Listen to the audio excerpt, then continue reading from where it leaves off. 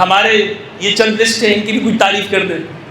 آپ ہر وقت علی علی کرتے ہیں، ذکر اہل البیت کرتے ہیں، آپ پنجتن پاک کا ذکر کرتے ہیں، آپ ان کے بارے میں ہی گفتگو کرتے رہتے ہیں، آپ فلاں کیوں نہیں بیان کرتے؟ تو میں عرض یہ کرتا چلوں کہ بھائی احترام، قابل احترام سب ہیں، لیکن میں کیا کروں کہ رسالت کی اس زندگی کو بیان کرنے کے لیے اور امت اسلامیہ کے سامنے پیش کرنے کے لیے کہ وہ وحدت کے ایک پلیٹ فارم پر آ جائے، ان ذوات قدسیہ علی، حسن و حسین، زہرا، علی ابن الحسین، محمد الباقر، جعفر الصادق علیہم السلام کے سوا مجھے کوئی آئینہ نہیں ملتا کہ میں پیش کر۔ علم مصطفیٰ کو بیان کرنا ہو تو زہرا کا قرآن سے استدلال بیان کرتے ہیں۔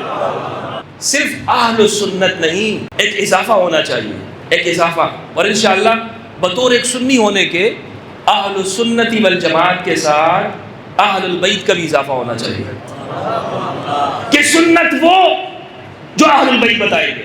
آج اہل البیت کے اوپر رونے کو، آنسو بہانے سے منع کرتے ہو، رسول کو کیا منہ دکھاؤ گے؟ کس منہ سے پیش ہوگے کہ مصائب علی کو، مصائب حسن کو، مصائب زہرا کو، مصائب اہل البیت کو بیان کرتے ہوئے اگر کسی کی آنکھ سے آنسو نکلتا ہے کہتا ہے کہ جھوٹ کرتا ہے یہ؟ وَنُؤْمِنُ بِهِ وَنَتَوَكَّلُ عَلَيْهِ وَنَعُوذُ بِاللَّهِ مِن شُرُورِ أَنفُسِنَا وَمِن سَيِّئَاتِ أَعْمَالِنَا مَن يَهْدِهِ اللَّهُ فَلَا مُضِلَّ لَهُ وَمَن يُضْلِلْهُ فَلَا هَادِيَ لَهُ ونشهد أن لا إله إلا الله وحده لا شريك له وأشهد أن سيدنا وسندنا وطبيبنا وطبيب قلوبنا محمد صلی اللہ تعالی علیہ وآلہ الطیبین الطاہرین المطہرین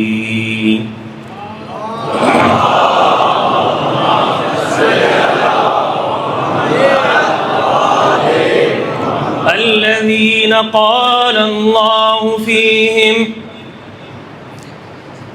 انما يريد الله ليذهب عنكم الرجس اهل البيت ويطهركم تطهيرا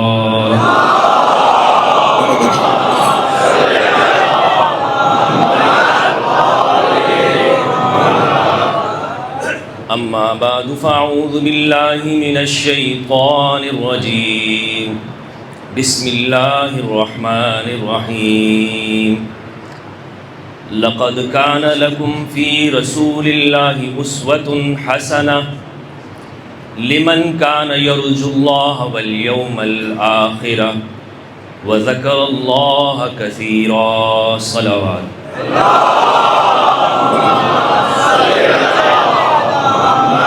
اللهم صل على محمد وآل محمد اللهم صل على محمد وآل محمد السلام على الحسين وعلى علي بن الحسين وعلى أولاد الحسين وعلى أصحاب الحسين اللهم صل على محمد وآل محمد الطيبين الطاهرين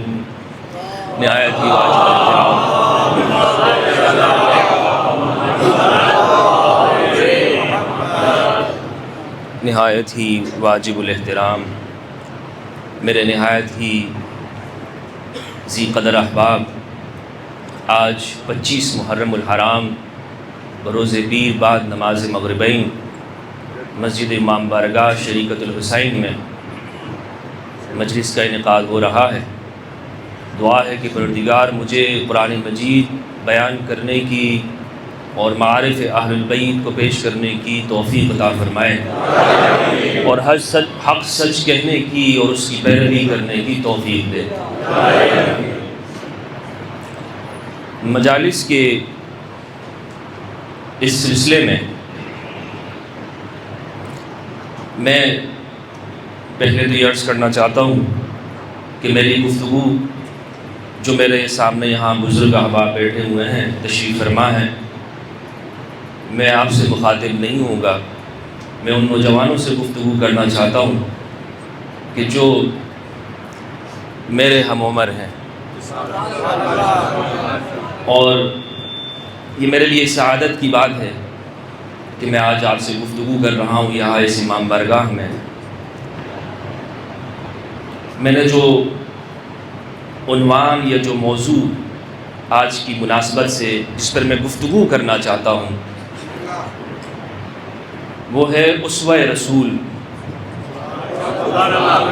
حیات رسول، زندگانی رسول۔ ضرورت اس امر کی ہے کہ زندگانی رسول کو سمجھا جائے۔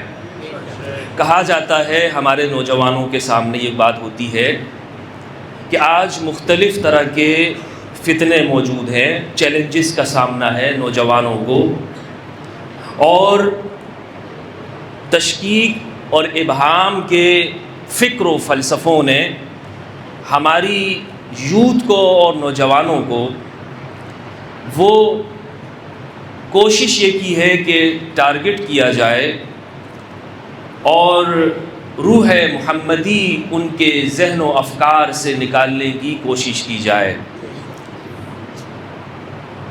اسی لیے اس ساری کوششوں کے اندر ہم پر یہ لازم ہو گیا ہے کہ ہم اسوہ رسول کو سمجھیں۔ اب سوال یہ ہے کہ یہ اسوہ رسول کو ہم کہاں سے سمجھیں گے؟ کس ماخذ سے، کس مدرک سے، کس منبع سے ہم سمجھنے کی کوشش کریں گے؟ یعنی حیات پیغمبر اگر ہمارا موضوع ہے تو وہ مواد کون سا ہے کہ جہاں سے ہم حیات محمد کو سمجھیں صلی اللہ علیہ وآلہ وسلم۔ اللہم صلی اللہ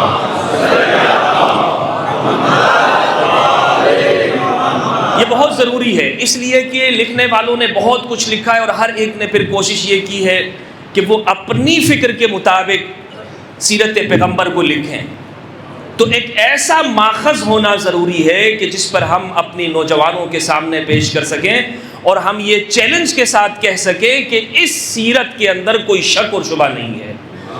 اور بلا شک و شبہ مجھے یہ کہنے دیجئے کہ اگر حیات پیغمبر، سیرت مصطفیٰ پر سب سے اتھینٹک، سب سے مستند جو ذریعہ اور مواد ہے وہ ہے قرآن مجید۔ قرآن مجید اسوہ رسول کو بیان کرتا ہے، حیات پیغمبر کو بیان کرتا ہے، اور یہ کہتا ہے کہ رسول کی زندگی قرآن سے سمجھیں۔ اسی لیے سورہ احزاب کی آیت نمبر 33 کی 21 میں فرمایا لَقَدْ كَانَ لَكُمْ فِي رَسُولِ اللَّهِ أُسْوَةٌ حَسَنَةٌ، البتہ تمہارے لیے اللہ کے رسول میں اسوہ حسنہ ہے، ایک بہترین نمونہ حیات ہے، ایک کامل نمونہ حیات ہے کہ جس کو سمجھ کر تم اپنی زندگی گزار سکتے ہو۔ ضرورت کیوں ہے کہ ہم رسول کی زندگی کو سمجھنے کے لیے بہترین ماخذ کو تلاش کریں؟ اس لیے کہ یعنی کتابیں تو بہت ساری لکھی ہوئی ہیں، لیکن قرآن سے ہی کیوں سمجھے؟ اس لیے کہ رسول کی زندگی کو جب بیان کیا گیا یا اسلام کی تاریخ کو جب بھی لکھا گیا تو آپ نے دیکھا ہوگا کہ تاریخ اسلام پر لکھی جانے والی جتنی بھی کتابیں ہیں اس میں ان لوگوں کی تاریخ بھی شامل کی گئی کہ جب رسالت مآب نے توحید کی دعوت کا آغاز کیا، یہ وہ لوگ تھے کہ جو اپنے کلچر کے ساتھ، اپنے رسم و رواج کے ساتھ، اپنے عقائد کے ساتھ مضبوطی سے جڑے ہوئے تھے، اور جیسے جیسے اسلام آگے بڑھتا گیا، جب فتوحات ہوتی گئیں یہ مسلمان ہوتے گئے، اس لیے جیسے ہی اسلام میں داخل ہوتے گئے اور پھر اسلام جتنا رقبہ وسیع ہوتا گیا، مسلمان لوگ آتے گئے، بنتے گئے، تو ہمارے مورخین نے یہ غلطی کی کہ ان کی زندگی کو اسلام کی تاریخ کر کے پیش کیا، اور اس کے نتیجے میں مستشرقین اور اورینٹلز کو یہ کہنا پڑا کہ دیکھیں مسلمان ایسا کرتے ہیں، مسلمان ایسا ہوتے ہیں، تو اسلام بھی ایسا ہے۔ مسلمان یہ کرتے ہیں، مسلمانوں نے یہ کیا فلاں تاریخ کے اندر، تو لہٰذا ان کا اسلام بھی یہی ہے۔ تو ضرورت کیوں پیش آئی کہ ہم نے سرکار ختمی مرتبت کی زندگی کو کہاں سے سمجھنا ہے؟ قرآن سے۔ کہیے کہاں سے سمجھنا ہے؟ قرآن سے۔ یعنی ابن تیمیہ ہو یا ابن القیم ہو یا ذہبی یا ابن کثیر یا شبلی نعمانی ہو، انہوں نے جو کچھ لکھا ہے، جو کچھ ان مسلمانوں کی تاریخ کو لکھا ہے، اس کا نام سیرت مصطفیٰ نہیں ہے۔ سیرت مصطفیٰ وہ ہے کہ جو رب نے قرآن میں لکھی ہے۔ سیرت مصطفیٰ وہ ہے، تعارف مصطفیٰ وہ ہے کہ جو قرآن بیان کرتا ہے۔ کیوں؟ اس لیے کہ ان کی سیرت، ان کی زندگی، ان کی حیات اسوہ حسنہ نہیں ہو سکتی کہ جو پیغمبر کو یہ کہے ان کی زندگی کو بیان کرتے ہوئے کہ کاش پیغمبر نے یوں کیا ہوتا، کاش پیغمبر نے یوں کیا ہوتا، کاش یہاں پر ایسا ہوتا، کاش یہاں پر ایسا ہوتا۔ تو لہٰذا یہ لوگ اگر کچھ بیان کرتے ہیں تو یہ کرٹیسزم ہو گئی سیرت پر، یہ اس کو کہتے ہیں ناقدانہ تاریخ۔ اور بہت افسوس کے ساتھ ہمارے ہاں ہسٹورینز جنہوں نے ہسٹری لکھی ہے، انہوں نے سیرت مصطفیٰ کے بیان کرتے وقت ایسی غلطیاں کی ہیں، ایسی غلطیاں کی ہیں کہ آپ نے مکہ میں جب تھے آپ بڑے صلح جو، مدینہ میں آتے ہیں تو آپ نظر آتا ہے کہ آپ وہاں پر تلوار نکال رہے ہیں، وہاں آپ غیر مسلموں کو علاقے سے نکال رہے ہیں، حالانکہ مکہ میں تو آپ بڑے ہی امن والے نظر آتے ہیں۔ کیوں؟ انہوں نے زندگی کو تقسیم کر دیا، حیات پیغمبر کو تقسیم کر دیا اور قرآن سے نہیں لگی۔ حالانکہ قرآن کو دیکھیں تو قرآن یہ کہتا ہے کہ جب پیغمبر اکرم مکہ میں ہیں تو ہمیں بڑا جلال نظر آتا ہے، ہمیں بڑی ہیبت نظر آتی ہے، اور آپ تنہا ہونے کے باوجود کوئی آپ نے تلوار نہیں نکالی، لیکن آپ دیکھیں کہ عرب کے بڑے بڑے رئیسوں کو، قریش کے اور امویوں کے، ان کو چیلنج کرتے ہوئے دکھائی دیتے ہیں۔ پہلی صورت میں فرمایا لَنَسْفَعًا بِالنَّاسِیَةِ، ہم اس کی پیشانی کو گھسیٹ دیں گے، جھوٹی پیشانی۔ کتنی تحدید اور تخفیف ہے اس کے اندر۔ اور مدینہ میں جب آپ جاتے ہیں تو مدینہ میں آپ پیس ایگریمنٹ کر رہے ہیں یہود کے ساتھ، امن کا معاہدہ کر رہے ہیں۔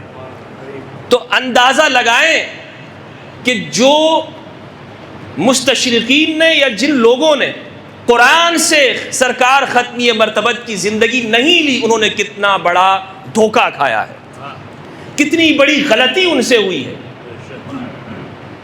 ناظرین محترم، کسی لکھنے والے نے یہ بھی لکھا ہے جب رسول کی زندگی کو تقسیم کر دیا، اور میں نے آیت کریمہ آپ کے سامنے کیا پیش کی سورہ احزاب کی آیت نمبر 21، رسول کی زندگی میں اسوہ حسنہ ہے۔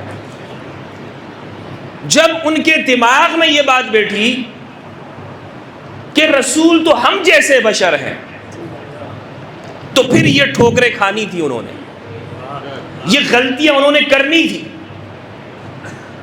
یہاں پر ایک مورخ نے لکھا ہے، اور اکثر جب آپ تاریخ اسلام کی کتابیں پڑھیں گے تو وہ کہتے ہیں کہ رسول کی اتباع صرف قول میں، رسول کی اتباع صرف قول میں ہے، عمل میں نہیں، کیونکہ قرآن مجید میں ہے وَمَا يَنْطِقُ عَنِ الْهَوَىٰ إِنْ هُوَ إِلَّا وَحْيٌ يُوحَىٰ، کہ آپ جو بھی گفتگو کرتے ہیں وہ وحی الہی کتابیں ہیں۔ لہٰذا آپ کا قول تو واجب العمل ہوا، لیکن آپ کا ایکشن واجب العمل نہیں ہے۔ یہ استدلال انہوں نے کیا، حالانکہ قرآن مجید سورہ انعام میں، احقاف میں، سورہ یونس میں فرماتا ہے، قرآن مجید میں ان اتبع الا ما یوحیٰ الی، اے پیغمبر آپ فرما دیجئے کہ میں نہیں کرتا ہوں مگر جو کرتا ہوں وہ وحی الہی کتاب ہے۔ یعنی پیغمبر کا قول وحی الہی کتاب ہے، پیغمبر کا عمل وحی الہی کتاب ہے، پیغمبر کی ساری زندگی وحی الہی کتابیں ہیں۔ اس لیے تم جتنی بھی کوششیں کر لو تاریخ سے غدیر کو مٹانے کی، تم نہیں مٹا سکتے، اس لیے کہ قرآن مجید کا فیصلہ ہے الیوم اکملت لکم دینکم۔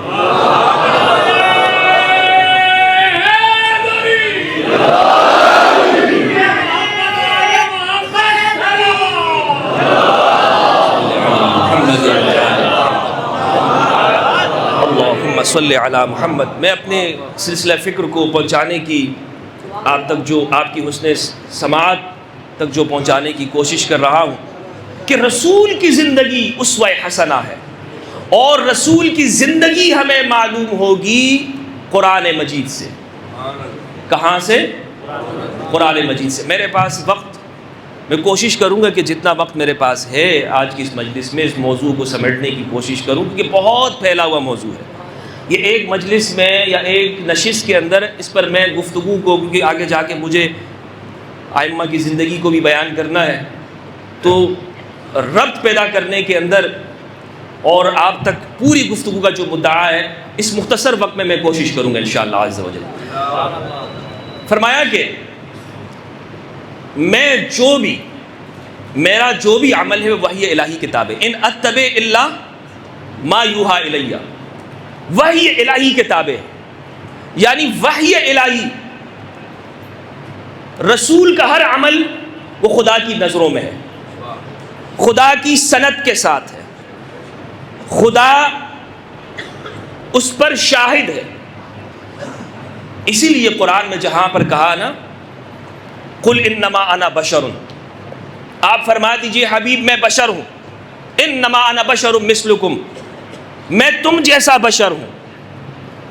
تو مولانا صاحب چونکہ سیرت لکھتے ہوئے لقد کان لکم فی رسول اللہ، رسول کا مقام اس کے سامنے نہیں تھا، بشریت کو سامنے رکھتے ہوئے جب سیرت لکھی، رسالت کو سامنے رکھتے ہوئے نہیں لکھی، تبھی تو اس نے فرق کیا ہے۔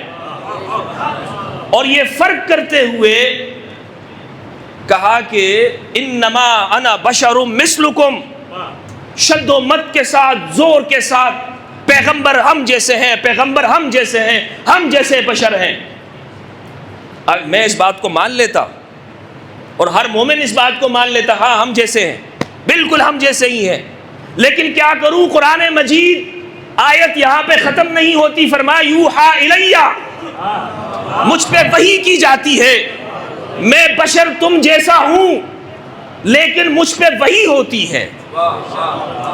بشریت میں اور رسالت میں محض بشر نہیں ہوں، محض تم جیسا بشر نہیں، بلکہ مجھ پر وحی ہوتی ہے اور رسالت مجھے عطا کی گئی ہے۔ یہی وہ رسالت کا مقام ہے۔ شخصیت رسول کو سمجھتے ہوئے جب ہم مطالعہ کریں گے قرآن کا تو معلوم ہوگا کہ قرآن رسول کی زندگی کو کیسے بیان کرتا ہے۔ قرآن کہتا ہے کہ رسول کی زندگی عالمگیریت کے اوپر ہے، صرف مسلمانوں کے لیے نہیں۔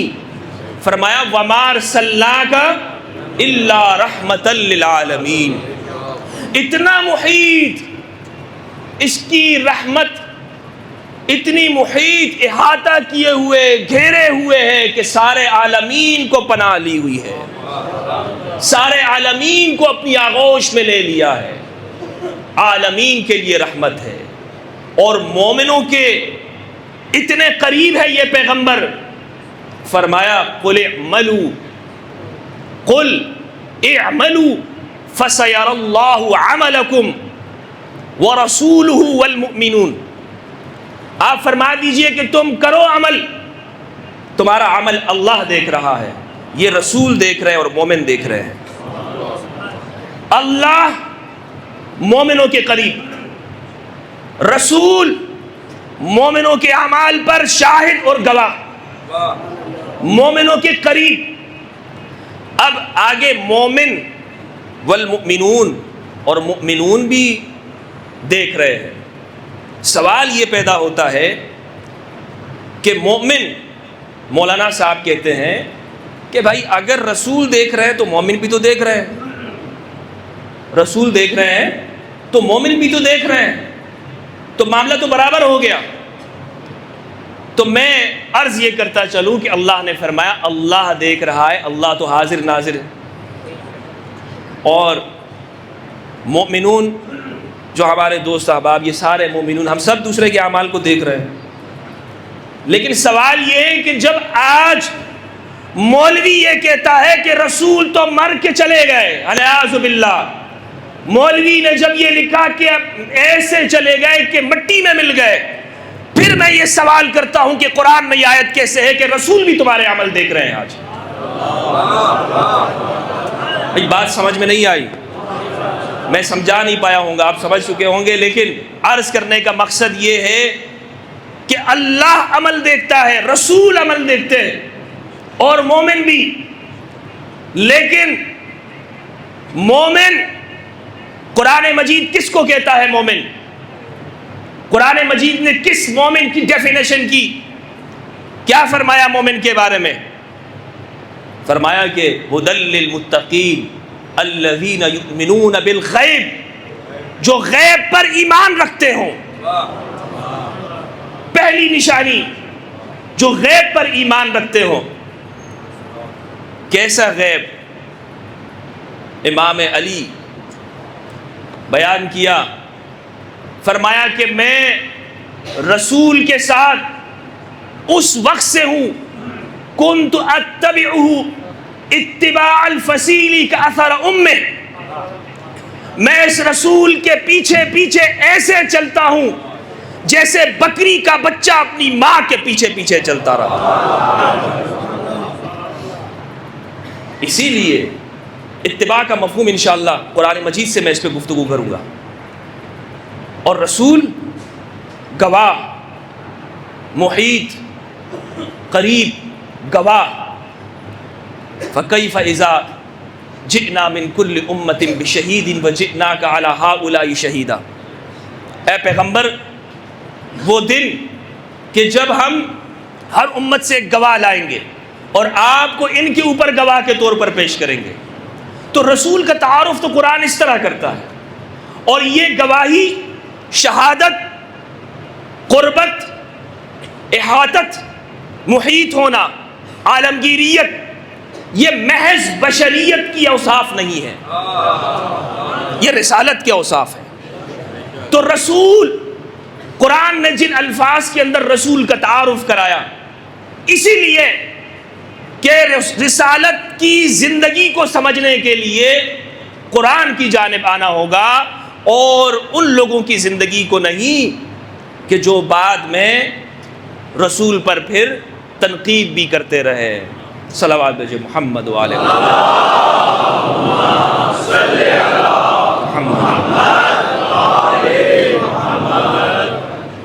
اکثر یہ کہا جاتا ہے خاص طور پر مجھے ایک بات یاد آ گئی جملہ معترضہ کے طور پر کہ بس آپ ہر وقت علی علی کرتے ہیں، ذکر اہل البیت کرتے ہیں، آپ پنجتن پاک کا ذکر کرتے ہیں، آپ ان کے بارے میں ہی گفتگو کرتے رہتے ہیں، کبھی رسالت پہ کبھی توحید پر بات کر لیں۔ تو میں عرض کرنا چاہتا ہوں اپنے ان دوست احباب سے کہ ہم واللہ باللہ بڑے وثوق سے میں یہ بات کر رہا ہوں کہ ہم واللہ باللہ کسی اور کا ذکر نہیں کرتے، ہم رسول کا ذکر کرتے ہیں۔ ساری تعریفیں، سارے مقامات رسالت مآب کے صلی اللہ علیہ وآلہ وسلم۔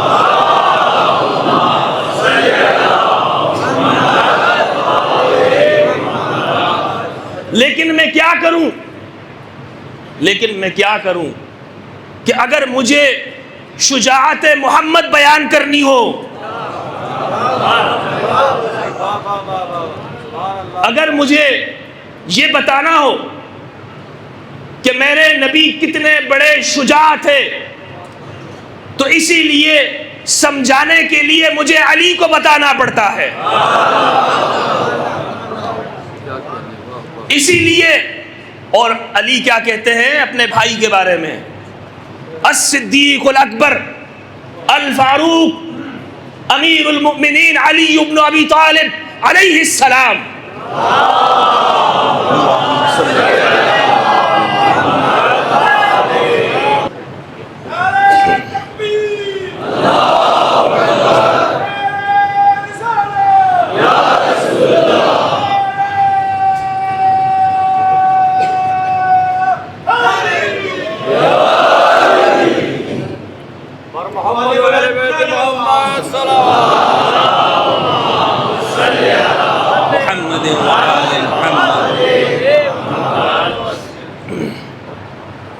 اسی لیے ہم ذکر مصطفیٰ کرتے ہیں، لیکن جب ہمیں شجاعت محمد بیان کرنی ہو تو شجاعت علی کو سامنے پیش کیا جائے۔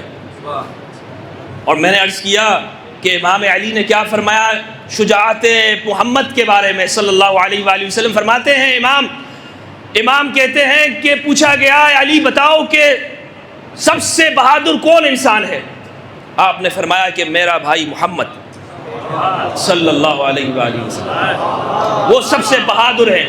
کہ جب جنگ ہوتی تھی تو ہم یہ کوشش کرتے تھے کہ محمد کہاں ہے، ہم آپ کے پاس رہتے تھے، سب سے بہادر ہیں۔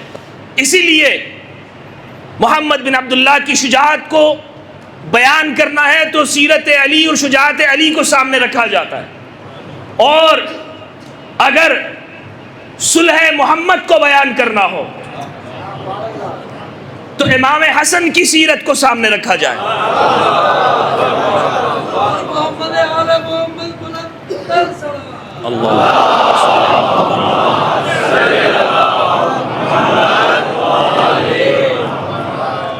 اور صبر محمد کو بیان کرتے ہیں تو حسین کی زندگی کو سامنے رکھتے ہیں۔ علم مصطفیٰ کو بیان کرنا ہو تو زہرا کا قرآن سے استدلال بیان کرتے ہیں، اور اگر مدرسہ محمد کو بیان کرنا ہو تو علی بن الحسین کی سیرت کو بیان کیا جاتا ہے۔ علوم نبوت کی وراثت کو بیان کرنا ہو تو محمد الباقر کی زندگی وہ سامنے رکھی جاتی ہے، اور اگر صدق محمد کو بیان کرنا ہو تو جعفر الصادق علیہ السلام۔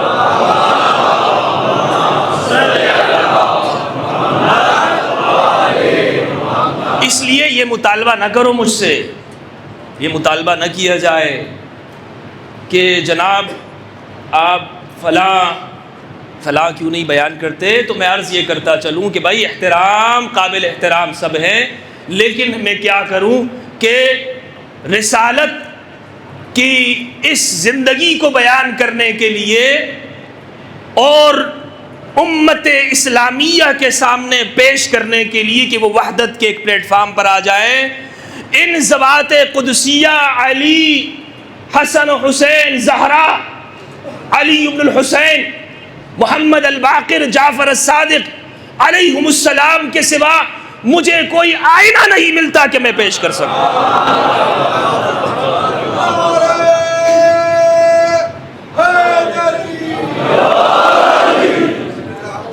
بآواز بلند کہیے لبیک یا علی، لبیک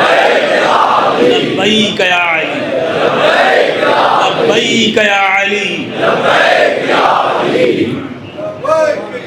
تو عزیزان محترم، میرے بھائیوں، ضرورت اس امر کی ہے کہ اسوہ رسول کو سمجھیں، اور اسوہ رسول قرآن سے۔ قرآن اسوہ رسول کا سب سے مستند ماخذ اور مصدر ہے، مستند اور موثوق لا ریب فی ماخذ ہے، مدرک ہے جہاں سے ہم علم کو حاصل کریں گے اور اسوہ رسول کو سمجھیں گے۔ رسالت کی یہ زندگی اگر نہ سمجھی جائے، رسالت کا یہ مقام اگر نہ سمجھا جائے، ختمی مرتبت کی یہ زندگی قرآن سے نہ سمجھی جائے، تو اس کا نتیجہ پھر سن 60 کے واقعات نظر آتے ہیں، سن 60 کے واقعات۔ لیکن اس سے پہلے میں عرض یہ کرنا چاہتا ہوں کہ رسول اللہ نے اس امت کے لیے، اب یہ رسول کی جو زندگی جو قرآن بیان کرتا ہے، اِنَّكَ لَعَلَىٰ خُلُقٍ عَظِيمٍ، آپ خلق عظیم کے اوپر فائز ہیں، آپ اخلاق کے اعلیٰ درجے پر فائز ہیں، اخلاق کے اعلیٰ درجے۔ لیکن تاریخ میں پتہ ہے کیا لکھا ہے؟ تاریخ میں اور کچھ روایات کے اندر، کچھ روایات ایسی اور بخاری مسلم کے اندر موجود ہیں کہ کچھ قبیلوں نے رسالت مآب صلی اللہ علیہ وآلہ وسلم کے پاس حاضر ہوئے اور انہوں نے کلمہ پڑھا اور بعد میں اسلام سے پھر گئے، بعد میں اسلام سے پھر گئے۔ راستے میں جاتے ہوئے رسالت مآب کے، یہ بخاری کے اندر عقل اور عرینہ کے جو مرتدی ہوئے ان کو قتل کرنے کا چیپٹر ہے، پورا بخاری مسلم کے اندر ہے، موجود ہے، باب استتابۃ المرتدین کے عنوان سے۔ تو انہوں نے کیا کیا؟ انہوں نے رسالت مآب کے کچھ اونٹ لے گئے اور چرا لیا اسے۔ آپ نے ان کے پیچھے افراد بھیجے، ان کو پکڑا گیا اور ان کو پکڑنے سے پہلے ان کو اونٹ کا پیشاب پلایا گیا اور اس کے بعد پھر ان کو مار دیا گیا، ان کی آنکھوں میں سوئیاں پھیری گئی اور وہ پانی مانگتے تھے، ان کو پانی نہیں پلایا جاتا تھا۔ یہ روایات کے اندر موجود ہے۔ قرآن کیا کہتا ہے؟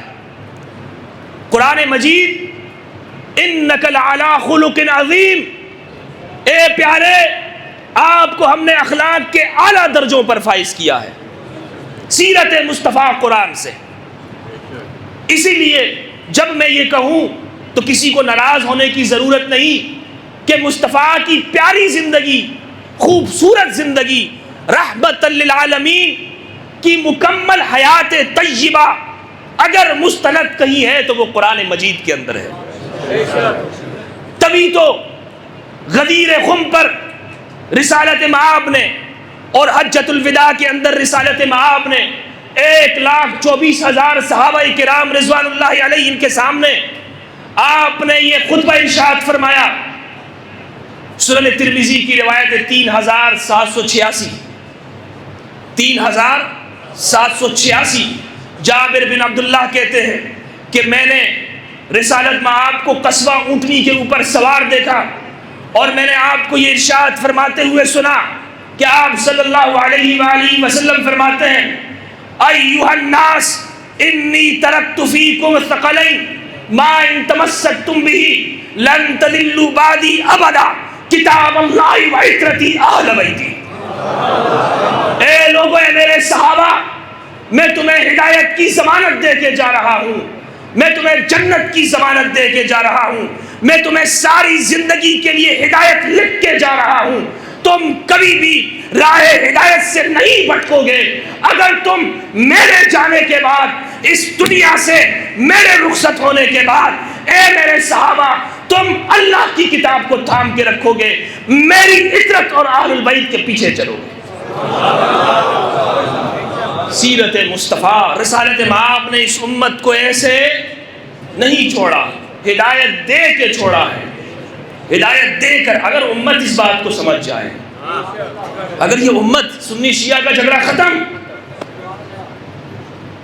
اور حقیقی طور پر یہ فرقواریت کا جن ختم ہو جائے گا۔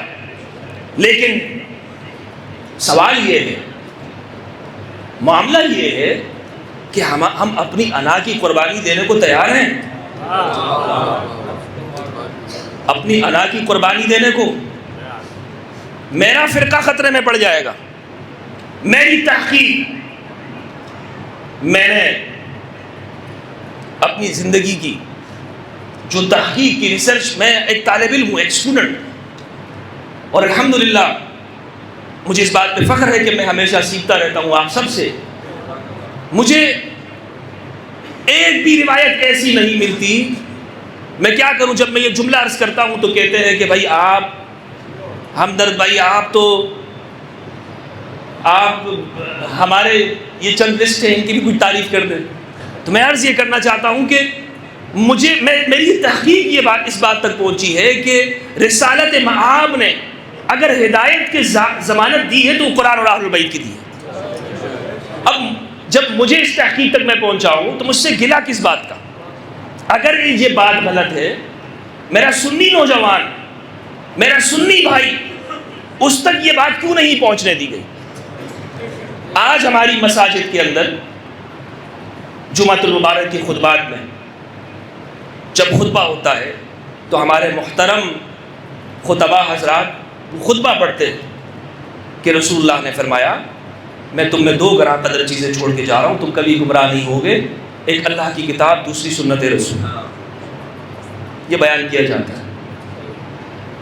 اگر اس کو بیان کرتے، دیکھیں سنت بھی ضروری ہے، سنت سے انکار نہیں، سنت سے بالکل انکار نہیں ہے، لیکن سوال یہ ہے کہ سنت سمجھائے گا کون؟ سنت کو بتائے گا کون؟ سنت اسی لیے صرف اہل السنت نہیں، ایک اضافہ ہونا چاہیے، ایک اضافہ، اور انشاءاللہ بطور ایک سنی ہونے کے اہل السنت والجماعت کے ساتھ اہل البیت کا بھی اضافہ ہونا چاہیے کہ سنت وہ جو اہل البیت بتائیں گے، جماعت وہ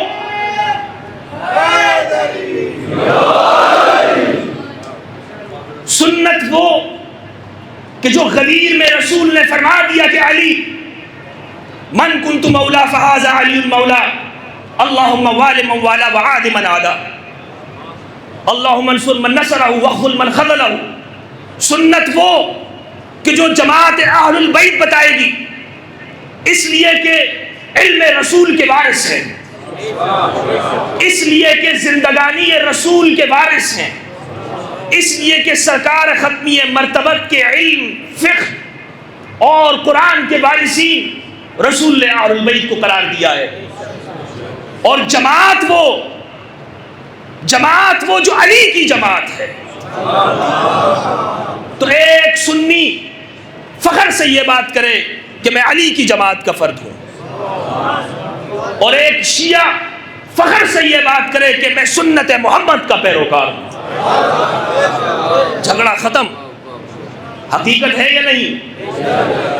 تو اس سے بڑا سنی شیعہ اتحاد کا، بھائی چارے کا درس کیا ہوگا حدیث ثقلین سے؟ کوئی، اس لیے میرا اور آپ کا فارمولہ تو نہیں ہے نا، رسول اللہ نے فارمولہ دیا ہے۔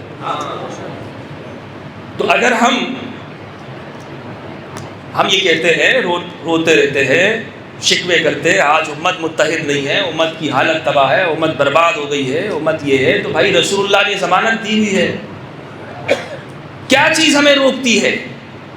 صرف یہی بات نا کہ ہماری آنا اس علم رسول کے وارثین، میں نے آپ کو عرض کیا کہ کون ہے؟ اہل البیت ہے۔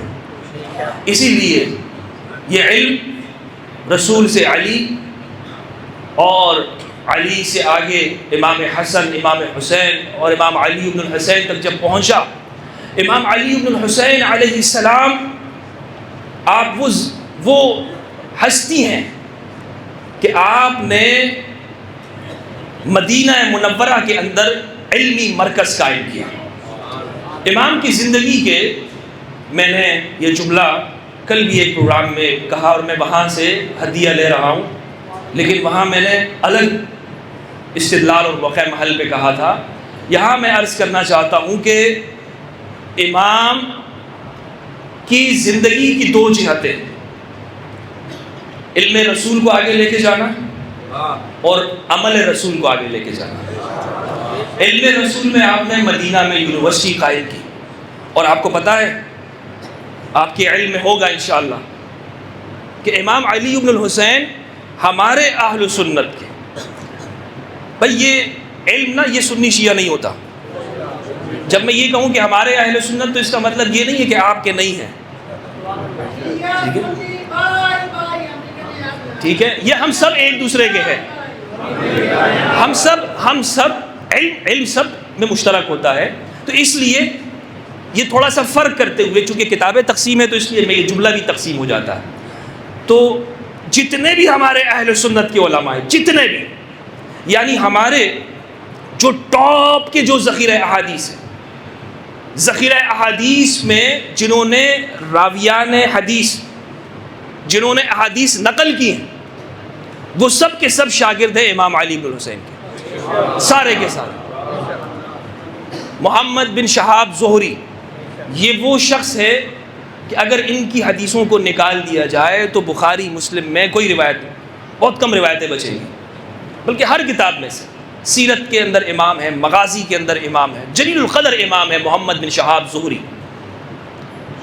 ابن ابی اسحاق السبیعی، ابو الزناد، اور اسی طرح وکیع بن الجراح، یحییٰ بن سعید، بڑے بڑے علماء. شمس الدین الذہبی نے امام علی بن الحسین کی زندگی پر جو بایوگرافی لکھتے ہوئے یہ بات کہی ہے کہ صرف یہ پہلا طبقہ نہیں بلکہ دوسرا طبقہ بھی اس گھرانے کا شاگرد ہے. اور آگے آگے جس طرح علم جاتا ہے، یعنی امام سجاد علیہ السلام سے آگے جب یہ علم امام باقر تک منتقل ہوا ہے تو یہ علم جیسے جیسے منتقل ہوا اور جو دیگر علماء آتے گئے وہ سارے یہاں پر شاگردگی اختیار کرتے رہے. گزشتہ دنوں میں نے امام ابو حنیفہ کے بارے میں واقعہ بیان کیا تھا، میں اس کو دوبارہ دہرانا نہیں چاہتا ہوں. کہنے کا مقصد یہ ہے کہ یہ وہ ذوات قدسیہ ہے کہ انہوں نے علم کے اندر کام کیا اور علم امت تک علم پہنچایا. اور عمل کے اندر عمل اتنا کہ ذہبی لکھتے ہیں کہ ایک دن میں 1000 رکعتیں امام پڑھا کرتے تھے. اسی لیے تو انہیں زین العابدین کہا جاتا ہے. زین العابدین، عبادت گزاروں کی زینت. 1000 رکعت. یہ میرے نوجوان ساتھی دوست کہ ہم اپنے وقت کو کہاں ضائع کرتے ہیں، ہم کن جگہوں پر خرچ کر دیتے ہیں. سوشل میڈیا پر سارا دن جو اگر ہم جتنا ٹائم لگاتے ہیں تو اس میں سے اگر ہم 1 گھنٹہ ہم نماز کو اور قرآن کو دیں. کیوں؟ اس لیے کہ ہمارے امام 1000 رکعت امام پڑھتے ہیں عبادت کے اندر. اور ساتھ میں عمل صرف یہ نہیں کہ نمازوں کا، بلکہ حلیۃ الاولیاء کے اندر ابو نعیم اصفہانی نے واقعہ لکھا ہے. ابو نعیم کہتے ہیں اور اسی طرح شمس الدین ذہبی نے، سب نے یہ بات لکھی اور یہ واقعہ ہمارے ہاں متواتر ہے. کہتے ہیں کہ امام زین العابدین علیہ السلام وہ اپنی زندگی میں مدینہ کے لوگوں کے لیے وہ رفاہی کام کیا کرتے تھے کہ آپ کے پاس مدینہ کے اندر جو نادار لوگ تھے ان کا ایک ڈیٹا تھا کہ کس علاقے کے اندر کس محلے میں کون سا بوڑھا، کون سا بچہ، کون سا جوان، کون سی خاتون بیوہ ہے، کون سا شخص وہ معذور ہے، کون سا یتیم ہو گیا، کون سا جنگوں کے اندر اس کا کچھ نہیں رہا. اور ان سب لوگوں کے، بلکہ واقعہ حرہ کے اندر جب مدینہ پر حملہ ہوا ہے اس میں مدینہ کے اندر تو جینوسائیڈ ہوا ہے نا صحابہ کا. صحابہ کو تو بے طریق قتل کیا ہے یزید بن معاویہ کے زمانے میں. واقعہ حرہ اس کو کہتے ہیں۔ تو اس میں پھر ان کے بچوں کی پرورش کرنا۔ کہتے ہیں کہ جب امام کا وصال ہوا تو مدینہ کے اندر رہنے والے یتیم بچے بھوکے ہو گئے تھے، انہیں پتہ نہیں چلتا تھا کہ یہ کون ان تک یہ سب کچھ پہنچاتا ہے، انہیں معلوم نہیں ہوتا تھا کہ یہ کون ان تک یہ رزق پہنچا رہا ہے، انہیں کسی کو نہیں پتا ہوتا تھا، دن میں کسی کے علم میں نہیں ہوتا تھا، کوئی جانتا نہیں ہے۔ رات کو گھر کے سامنے راشن لا کر رکھ دیا کرتے تھے اور یہ لوگ روزانہ صبح دروازہ کھولتے اور ایک پورا پیکٹ ملا ہوتا اور وہاں سے یہ اپنا زندگی گزارتے تھے اور خوشی سے اللہ تو نے ہمیں رزق عطا کر دی، اللہ تو نے ہمیں رزق دے دیا، یا اللہ تیرا شکر ہے کہ تو نے ہمیں رزق عطا کیا۔ امام اس طرح سوشل ورک کیا کرتے تھے، عمل۔ اور پھر کہتے ہیں کہ جب آپ کا وصال ہوا تو 2 سیاہ لکیریں آپ کے کندھوں پر موجود تھی۔ وہ کہتے ہیں اسی بوریاں آپ رکھا کرتے تھے۔ امام کی زندگی جہاں پر ایک مصائب کے ساتھ گزری ہے، بیماری کے ساتھ، وہاں عمل کے اندر بھی بہت آگے۔ تو یہ کردار بھی ضرورت ہے کہ ہم معاشرے کے اندر اس کو اجاگر کریں کہ ائمہ کی یہ سیرت بھی ہے، یہ کردار بھی ہے۔ عزیزان محترم، یہ امام، ان کی ایک خصوصیت یہ ہے کہ واقعہ کربلا کے عینی شاہد ہیں۔ بخاری کے اندر ایک روایت ہے 3110۔ جو لوگ یزید کے بڑے حامی ہیں انہیں چاہیے کہ یہ روایت جا کے دیکھ لیں کہ امام کربلا سے واپس کہاں سے آ رہے تھے، کہاں سے آ رہے تھے، یہ یزید سے واپس آ رہے تھے۔ اور عینی شاہد اپنا تعارف کیا کرتے ہیں؟ میں نے بتایا کہ علم میں سب کے امام، اور ان کے سامنے کوئی نہیں کھڑا ہو سکتا علم کے اندر، کسی کی مجال نہیں ہے کہ کوئی کہے کہ ہم نے ان کو سکھایا ہے، ہم ان کو سکھانے والے نہیں، اس لیے کہ انہوں نے علم حاصل کیا ہے، زہرا کے گھر سے حاصل کیا ہے، انہوں نے تربیت حاصل کی ہے رسول کے گھر سے۔ تو امام اپنا جو تعارف کرتے ہیں کربلا کے عینی شاہد ہو کر، فرماتے ہیں انا ابن الذی قتل صبرا، انا ابن الذی قتل صبرا وکفى بذلک لی فخرا، میں اس کا بیٹا ہوں کہ جسے ہاتھ باندھ کر مارا گیا، میں اس کا بیٹا ہوں کہ جسے پکڑ کر گھیر کر نرغے میں لا کر اسے مارا گیا، اور میرے لیے یہ بڑی فخر کی بات ہے۔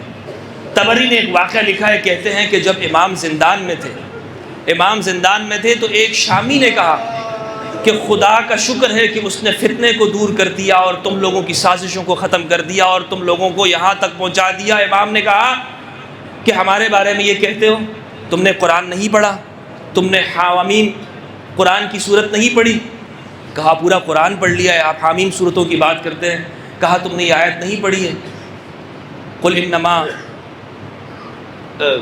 آپ یہ کہہ دیجئے لا اسألکم علیہ اجرا الا المودۃ فی القربى، قل لا اسألکم علیہ اجرا الا المودۃ فی القربى، آپ فرما دیجئے کہ میں اس پر کوئی اجر نہیں مانگتا ہوں مگر یہ کہ میری قرابت کا حق مانگتا ہوں۔ کیا تم نے قرآن مجید میں یہ نہیں پڑھا انما یرید اللہ لیذھب عنکم الرجس اہل البیت ویطہرکم تطہیرا؟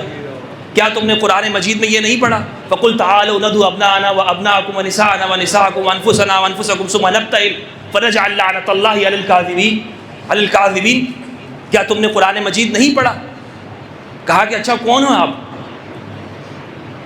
فرمایا کہ میں وہ ہوں کہ جن کو قرآن مجید میں اہل البیت کہا گیا ہے، میں وہ ہوں کہ جن کی تطہیر قرآن مجید نے بیان کی ہے۔ کہا کہ اچھا حسین کے بیٹے ہو؟ کہا کہ ہاں۔ کہا کہ وہ فاطمہ کے لال، فاطمہ کے بیٹے؟ کہا کہ ہاں۔ کہا کہ اچھا یہ کون ہیں کہ یہ تمہارے ساتھ قید ہے؟ یہ بچیاں کون ہیں؟ یہ خواتین کون ہیں؟ یہ عورتیں کون ہیں؟ تو فرمایا کہ یہ میری پھوپھی ہے، فرمایا کہ یہ میری پھوپھی جان ہے، اور ایک ایک کا جب بتایا تو کہنے لگا کہ اچھا یہ وہ زینب کہ جو فاطمہ کی بڑی بیٹی؟ تو یہ کہنا تھا۔ امام نے کہا کہ ہاں یہ وہ ہے کہ جو فاطمہ کی بڑی بیٹی ہے۔ اس نے کہا کہ میں آج تک زندگی میں برباد ہو گیا، آج تک مجھے نہیں پتا چلا. مجھے یہاں شام کے اندر تو یہ بتایا گیا کہ یزید اہل البیت ہے، مجھے تو یہاں پر اہل البیت کا کچھ اور تعارف کرایا تھا. آپ مجھے اجازت دیجئے کہ میں آپ کی سواریوں کے سامنے لیٹ جاؤں اور میری لاش یہاں پر آپ اس کو رونتے ہوئے چلے جائیں کہ میں خدا کے سامنے پیش ہو کر تو کہہ سکوں کہ میں ان کی مدد نہ کر سکا. لیکن میری آنکھوں نے ان پر ہوتے ہوئے یہ ظلم نہیں دیکھا کہ رسول کی بیٹی آج قیدی بنائی گئی. تاریخ نے کیسا عجیب موڑ آتا ہے دوستو تاریخ کے اندر کہ جب واقعہ کربلا لکھتے ہوئے مورخ یہ لکھتا ہے، مورخ اخبار الطوال کے اندر دینوری نے لکھا، پورے کربلا کے واقعے کو بیان کرنے کے بعد وہ کہتا ہے کہ سن 60 ہجری کے اندر یزید کے لشکر نے طف کے اندر جب حسین کو شہید کر دیا، جب 6 ماہ کے بچے کو شہید کر دیا، جب خواتین کو قیدی بنا دیا گیا، جب ان کو ایک شہر سے دوسرے شہر تک بے یار و مددگار لے جایا گیا، جب علی بن حسین کو باندھ کر لے جایا گیا، جب نبی کی بیٹیوں کو رسیوں کے ساتھ باندھ کر لے جایا گیا، میں آپ کے سامنے کس دل سے یہ جملہ پڑھنے جا رہا ہوں تاریخ کی کتاب سے. ابو حنیفہ دینوری لکھتے ہیں، وہ کہتے ہیں یہ سارے مظالم ہوتے گئے، یزید کے دربار میں ان کو پیش کیا گیا، عبید اللہ بن زیاد کے دربار میں پیش کیا گیا، عبید اللہ بن زیاد نے چھڑی سے حسین کے دندان پر مارا، حسین کے دندان پر مارتے ہوئے کہا کہ آج ہم نے بدلہ لے لیا. یزید نے بھی اسی طرح کیا. یہ سب کچھ ہو گیا. یزید کے دربار کے اندر رسول کی بیٹیوں کو لایا گیا، علی کی بیٹیوں کو، زہرا کی بیٹیوں کو. کائنات نے یہ ظلم دیکھا ہے دوستو، کائنات نے آسمان کے نیچے یہ منظر میں کیسے کس جگرے سے بیان کروں کہ رسول کی بیٹیوں کے ساتھ یہ ظلم ہوا. رسول کی بیٹیوں کو دربار میں لایا گیا. ابو حنیفہ لکھتے ہیں، کہتے ہیں رسول کو گزرے ہوئے 50 سال ہوئے تھے. رسول کو گزرے ہوئے 50 سال ہوئے تھے. اللہ اکبر. تاریخ کا سینہ چیر دیا یہ جملہ لکھ کر، رسول اس دنیا سے گزرے ہوئے 50 سال ان کو ہوا تھا. زندگانی رسول کو نہ سمجھا تو یہ سب کچھ کیا اس امت کے. رسول کی زندگی، رسول کی حیات طیبہ، بات رسول کی حیات طیبہ کی ہے، بات ذریت ابراہیمی کی ہے، بات ابراہیم کی نسل کی ہے کہ قرآن نے کہا ربنا وجعلنا مسلمین لک ومن ذریتنا امتا مسلمتا لک وابعث فیہم. پروردگار ربنا اجعلنا مسلمین لک، ہمیں بنا دے ابراہیم اور اسماعیل کو اپنا مسلمان، اور اے پروردگار ایسی ذریت پیدا کر کے جو مسلمہ ہو. یعنی امت مسلمہ پہلے ہے، وبعث بعد میں ہے، وبعث بعد میں ہے.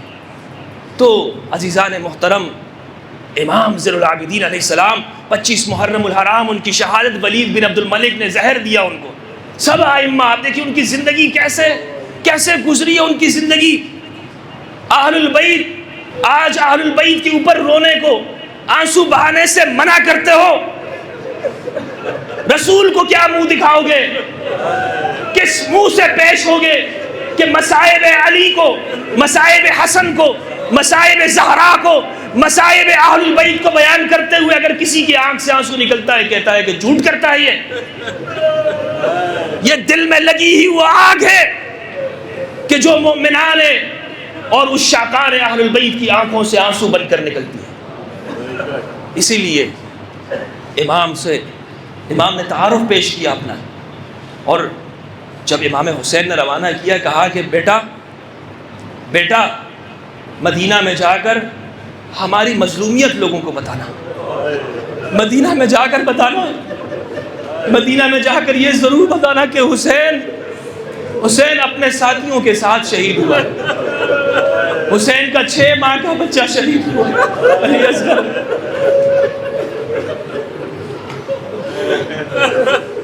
ان سب نے میرے بھائیوں نے قربانی دی. اور یہ بھی ضرور بتانا کہ جب بھی تم پانی پینا ٹھنڈا پانی مجھے حسین کو یاد کرنا, اور جب بھی تم کھانا کھانا مجھے یاد رکھنا. اسی لیے امام زین العابدین لوگوں کو پانی پلاتے تھے اور کھانا کھلاتے تھے. اللہم صلی علی محمد وآل محمد وبارک وسلم. دعا کیجئے کہ پروردگار ہم سب کو قرآن مجید اور اہل البیت کی معرفت عطا فرمائے, اور پروردگار ہمارے سینے کو قرآن کے نور سے بھر دے, اور پروردگار اس امت کے اندر اتحاد اور اتفاق پیدا فرمائے, قرآن و اہل البیت پر ہم سب کو جمع کرے. دعا کیجئے کہ پروردگار اس ملک کو امن کا گہوارہ بنائے, فتنہ الخوارج کا خاتمہ فرمائے. اس ملک کے اندر اس ملک کا دفاع کرنے والے, اس کی سرحدوں کا دفاع کرنے والے, پروردگار ان سب کو کہ جو شہید ہوئے شہداء کربلا کے توسل کے طفیل, پروردگار ان سب کے درجات کو بلند فرمائے. ان سب مومنین اور مومنات کے لیے دعا کیجئے جو دنیا سے چلے گئے, ہمارے اعزہ اور اقربا, ہمارے دوست احباب کہ جو ہمارے ساتھ تھے اور آج نہیں ہے, پروردگار ان کی قبر کو منور فرمائے اور ہمارے دلوں کو آپس میں جوڑ دے, سنی شیعہ کو بھائی بنا دے. یہ سورہ فاتحہ کی درخواست ہے. دعا فاتحہ پڑھ لیجیے. الفاتحہ.